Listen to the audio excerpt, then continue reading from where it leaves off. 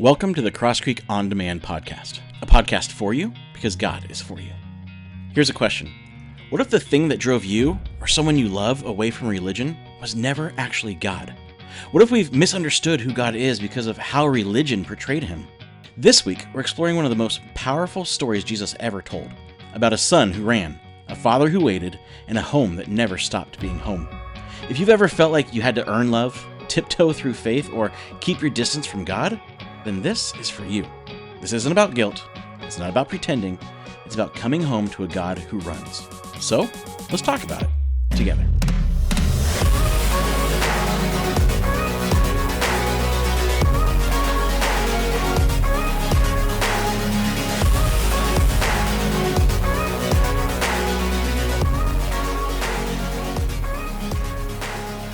So one of the things I love about my wife is that I can be completely myself with her. Like, no pretending, no performance, no eggshells to avoid.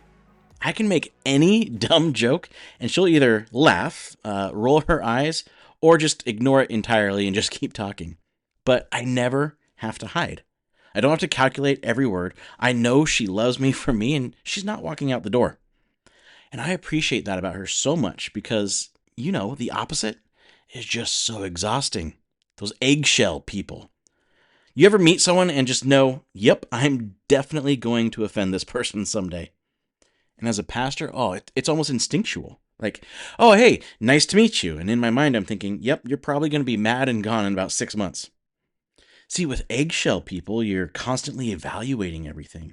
What you say and how you say it. You're not free to be lighthearted or honest because they're not a safe place. So you never get close. Because the second they're offended enough or often enough, you're out. And sadly, that's how a lot of people imagine God. Fragile, unpredictable, waiting for you to say or do the wrong thing just one too many times and then you're out. And he just can't wait to smite us with his holy smiter.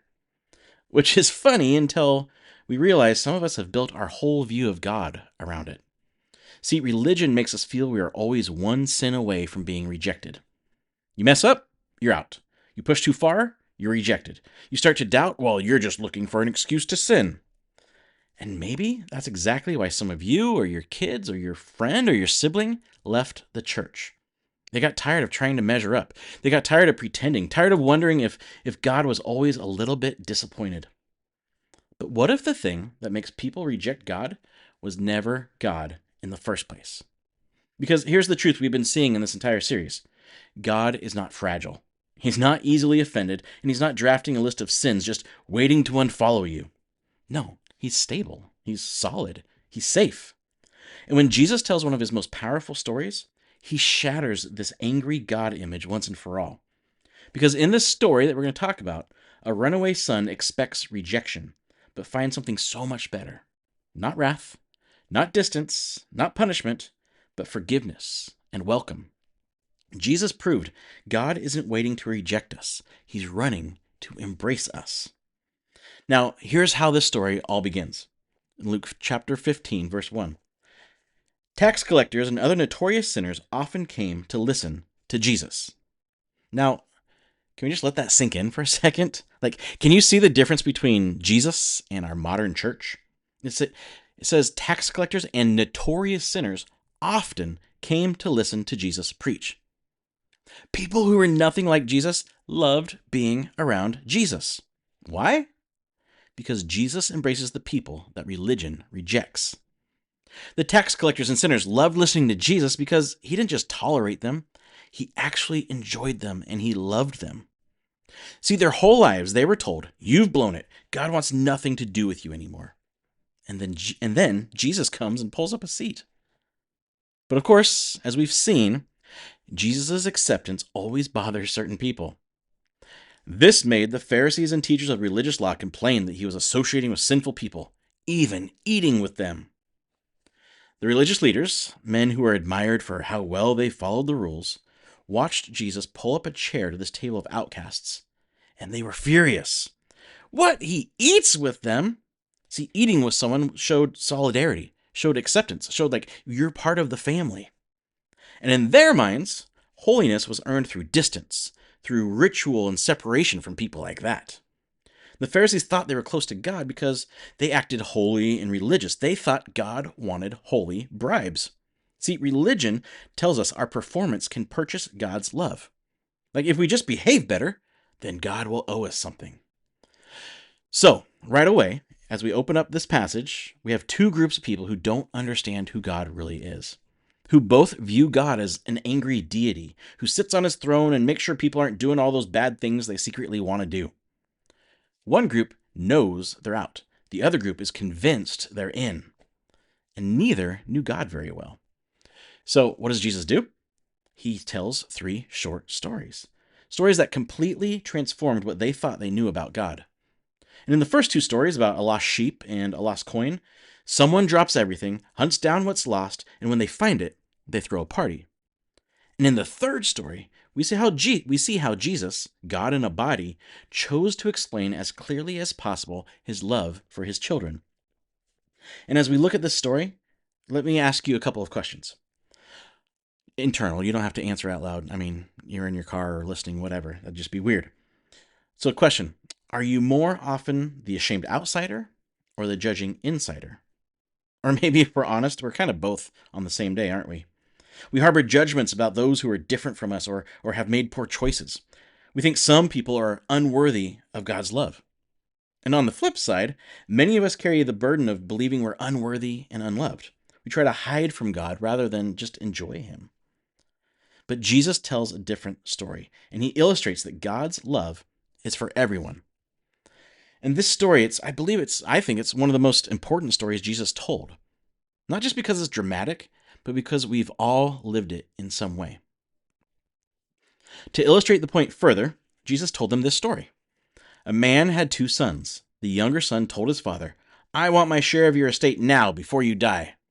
So his father agreed to divide his wealth between his sons. What a jerk. Like, the younger son asks for his inheritance while his father's still alive, basically saying, "Dad, you just won't die, so give me your stuff now." Actually wishing his father dead. And in that culture and time, and even today, it was hugely disrespectful and deeply hurtful. It showed a complete rejection of his family for what his inheritance could give him. See, he's driven by self, by desire, by greed, obviously not by love. He's prioritizing what he wants over his father and family. And that's sin. See, at its core, sin says, what I want is more important than you. It leads us away from love and connection, causing pain to ourselves and those we care about. And as the story continues, we see this principle play out. See, the son leaves for a far-off country, and the loving father lets him make his own choices. He doesn't force him to stay. And so the son runs, burns through everything, ends up broke, filthy, feeding pigs, and is so hungry that the pig food starts looking good. And when he hits rock bottom, he starts seeing things more clearly. When he had finally come to his senses, he said to himself, "At home, even the hired servants have food enough to spare, and here I am dying of hunger. I will go home to my father and say, 'Father, I have sinned against both heaven and you. I am no longer worthy of being called your son. Please take me on as a hired servant.'" This is the turning point of the story. See, the son finally realizes how empty his choices have left him. He's chased fulfillment in all the wrong places and ended up starving and alone. And if we're honest, we all go there. Maybe it wasn't spending your inheritance. Maybe it was seeking approval or love or escape in all the wrong places. And when we do, we face a choice. Do we keep running from our Heavenly Father, or do we turn and come home? The son believes his failures disqualify him from being loved. So he plans to return not as a son, but as a servant, hoping to earn back a sliver of approval. What he doesn't understand is that the Father's love was never based on behavior. And it's the same with God. His love can't be earned, only received. See, God's not waiting for perfection, just for us to take the first step home. And what comes next in the story changes everything we think we know about God. So he returned home to his father, and while he was still a long way off, his father saw him coming. So the son's walking back home, probably rehearsing his apology for the 100th time, his head down, heart pounding, hoping for at least a scrap of mercy. And his father saw him a long way off, meaning he had been scanning the horizon every day, waiting for his son to come home. Why? So he could tell his son off, "I told you so." Or so he could get his money back? Now think about the religious people in your past or in your life. How would you expect them to react? How about your parents? How do we usually expect God to react? But if this were your child, how would you react? Filled with love and compassion, he ran to his son, embraced him, and kissed him. So the son's nervous, right? He knows he's almost home. He's expecting to have to humiliate himself and grovel at his father's feet. But as he starts to see his childhood home, he sees the last thing he expected. His dad sprinting at him, arms wide, eyes full of tears, zero hesitation. Like the father doesn't even wait for an explanation. He doesn't cross his arms and lecture. He runs, he hugs, he kisses. Why? Because his son came home. That's it. That's the whole requirement. Come home. And if you've pictured God with his arms crossed, waiting to punish you, Jesus came to replace that picture forever. God has never and will never give up on you. See, the Father wasn't filled with conditions or disappointment or offense. He was filled with love and compassion. And when you're filled with that kind of love, there isn't room for anything else. But wait, had the Son done anything to make amends yet? Well, he tries to. He starts his rehearsed speech. He says, or his son said to him, "Father, I have sinned against both heaven and you. I am no longer worthy of being called your son." Now, both of those guys knew that was the actual truth. But his father said to his servants, like he cuts his son off mid-sentence. But his father said to his servants, like completely ignoring what his son had to say. But his father said to his servants, "Quick, bring the finest robe in the house and put it on him. Get a ring for his finger and sandals for his feet, and kill the calf we've been fattening. We must celebrate with a feast, for the son of mine was dead and now has returned to life. He was lost, but now he is found." So the party began. See, the father says, "I don't care what's happened. I am sorry that you had to go through all of that, but you're here now. Here's the best of everything I have. You never stopped being my son." See, this isn't just generosity. It's reinstatement. The son isn't earning his spot back. He never lost it. And there's no guilt trip. There's no, "Do you know what this has done to your mother?" He doesn't make him confess all his failures to the village. He doesn't make him pay him back. The son returned, and the relationship is immediately healed. The father instantly and completely gives the son the one and only thing that can heal broken relationships: forgiveness. And here's the thing, the son never even finishes his apology speech. His father cuts him off. Why? Because forgiveness doesn't require groveling. The relationship was broken, and now it's restored. And that's worth celebrating. See, God isn't interested in how well you perform your repentance. He just wants you home. He's not keeping score.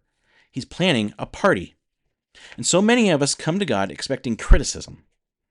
But Jesus says, what we'll actually find is a God running toward us with open arms. So here's the point. God isn't standing there holding a grudge, waiting to say, "I told you so." He hasn't written you off. He's waiting to run to you. This is the picture of himself he wants us to have, God running to us to offer forgiveness. See, that's the whole point of Jesus coming. He came from heaven to earth to show us who God really is, and then demonstrated his love and his forgiveness by dying and rising again for us. Now, as what usually happens, there might be this voice in your head that pops up that says, "That's too easy." Right? Like, "Oh, talking like this gives people freedom to sin all the time." Do you think the son would think like that? Like, do you think he'd try to find loopholes around what his father wants for him? No, right? He's living a life of thankfulness to his father now, doing what his father wishes because he knows his father cares for him and he trusts his father. He has truly experienced the fullness of his father's love. And to everyone who's willing to listen, he tells them how amazing his father is. And when someone wrongs that son, do you think he holds it over their head?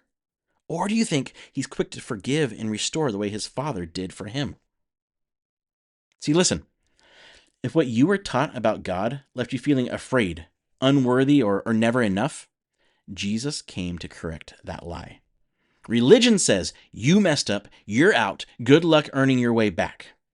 Jesus says, you're not too far, you're not too late, you're loved, just come home.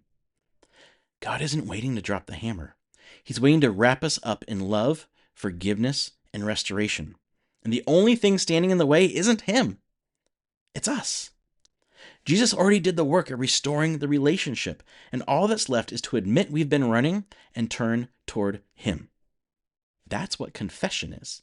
Not guilt-tripping ourselves, but being honest enough to come home. And here's the best part. There is nothing in your past, present, or future that disqualifies you from God's immediate love and forgiveness. Confession doesn't earn that. It simply accepts it. And when you start living in that kind of forgiveness, something shifts. You finally breathe again. Grace makes room for healing even where you didn't think it could grow. You find freedom and peace, and maybe even the strength to let go of bitterness you've been holding towards someone else. See, forgiveness doesn't mean pretending the hurt didn't happen, but it does mean letting God begin to heal it, even if it takes time. Experiencing forgiveness empowers you to offer forgiveness. So, maybe you've been running, hiding, afraid of God's anger or disappointment. You can stop hiding. You can stop bribing and just come home. He's waiting to run to you. He won't force it on you. It's your choice. But if there's never been a point in your life that you accepted his love and forgiveness, now's his opportunity. Now's your opportunity. Just tell him, Jesus, I'm done running. I'm done hiding. I want to come home. I want to be your child. Please forgive and restore me. And for all of us, trust him. Trust his love. You are his child. He is not going to throw you out. And because of the forgiveness we have received, we are free to give it to everyone else. So here's my invitation this week to help make this part of our just daily thinking, daily lives. This week, read Luke 15, part of what I just read. Read Luke 15 at least 3 times this week. And then ask yourself after you've read it, how have I been running? And who do I need to offer restoration to? So, imagine being part of a community where no one had to pretend to be perfect, where people walked in still covered in pig slop decisions and found a place at the table. Imagine people who don't just know about grace, but filter everything through it. Imagine a church full of running fathers and mothers, open arms, constant welcome. Not because sin doesn't matter, but because people matter more. And love, true Jesus-shaped love, is what brings them home. What if we lived like God wasn't keeping score anymore? What if we stopped being known for what we condemn and started being known for who we embrace? See, Jesus told this story so we wouldn't just believe in God, but fall into the arms of the one who came running. Religion rejects and separates. Jesus forgives and restores. And he will never give up on you.